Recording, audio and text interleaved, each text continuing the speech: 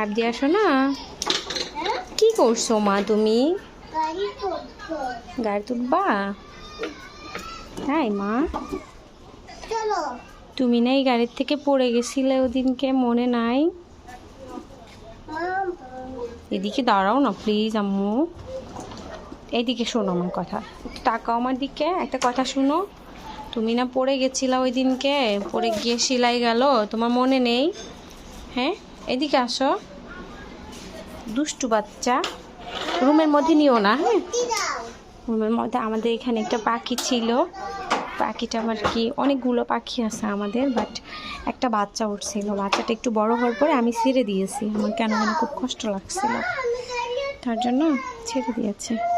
এটা আমাদের বারান্দা থেকে ভিউটা আসে, মাশাআল্লাহ এত সুন্দর। শহরের মধ্যে আমাদের বাড়ি, বাট বাসার সামনে এরকম একটা পরিবেশ ভালো লাগে, আলহামদুলিল্লাহ খুব ভালো লাগে, এরকম খোলামেলা সবুজ।